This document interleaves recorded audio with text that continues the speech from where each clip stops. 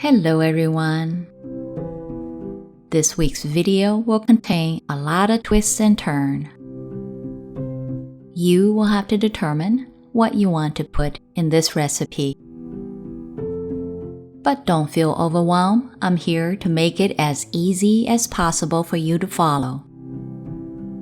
There will be a base batter, and then you can just add to that base batter. And if you're still unsure about what to add, just follow my exact recipe and you will love this bread. Now this video is a lot longer than my normal ones, but there's a reason for that. Watch to the end for a special bonus.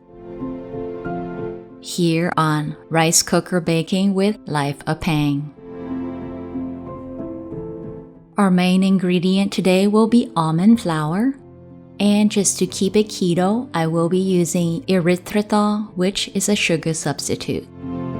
And today we're making garlic cheese bread and cinnamon bread.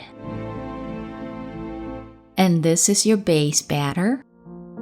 Now you don't have to add anything to this base batter. You can cook it as is, but I highly recommend adding some flavor just because of the amount of baking powder that's in the recipe. It may be overpowering for some people. I am separating my dry ingredient and my wet ingredient just to set the two distinctive base batter. But in reality, you can just use one bowl. Just mix all your dry ingredient first, and then make a well in the middle, and add your wet ingredient, then mix to combine. It really is that simple. And if you're new here on my channel, make sure you do watch to the end because I do have important tips on how to bake in your rice cooker. And as a reminder, I do have the full recipe, instructions, and oven baking instruction in the description box. For the garlic cheese bread, add these to your base dry ingredients.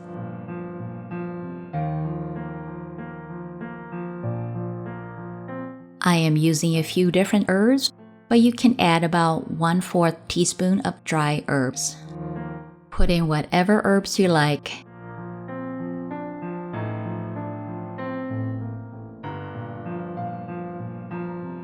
Be sure to mix your dry ingredient for about 1 minute to make sure the baking powder is thoroughly mixed in with the flour. And there's no additional add-ins for the wet batter, so just combine these dry and wet together. Mix it for about 30 seconds.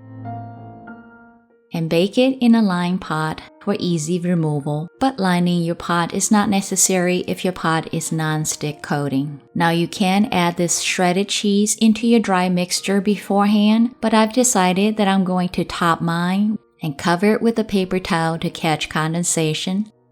Now press the cook button, set a 30-minute timer, and when the timer goes off, then press the cook button again and set another 30-minute timer. This bread took 2 bake cycles, which is 1 hour in my rice cooker, and this smells so good. I can't wait to dig into this.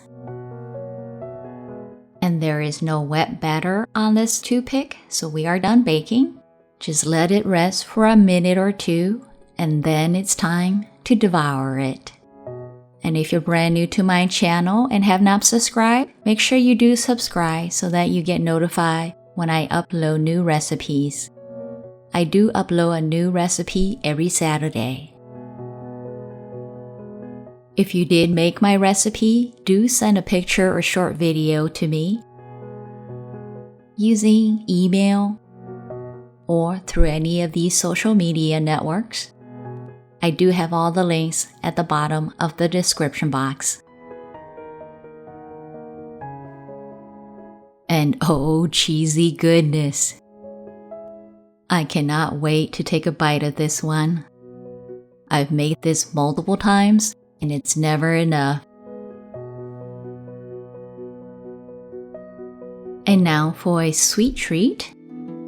Just add these ingredients into the base dry ingredients.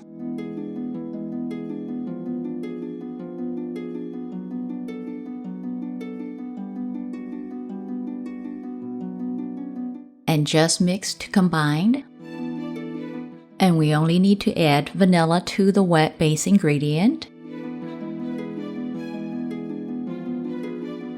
Combine the two.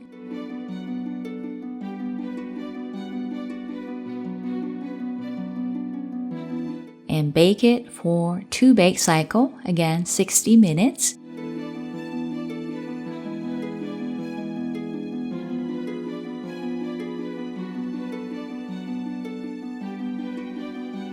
Thank you so much for supporting my channel and watching my video. Please help my channel by hitting that like button. Make sure you subscribe, that way you don't miss any new delicious recipes. And if you're brand new to my channel, welcome. I am Pang. I do upload a new video every Saturday here on Rice Cooker Baking with Life of Pang. You will love these bread no matter how you make it.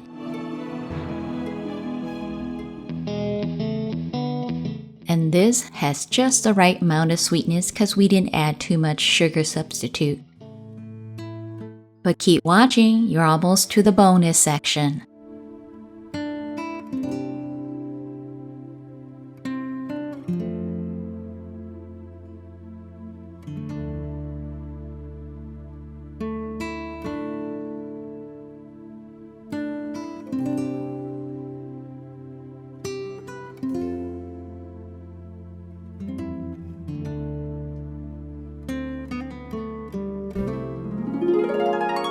Oh yeah!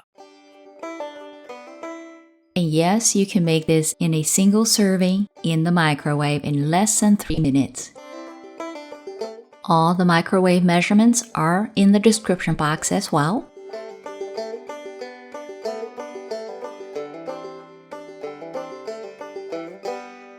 Just mix everything in a microwave-safe coffee cup, bowl, or ramekin and microwave it for 90 seconds. And voila! Keto bread.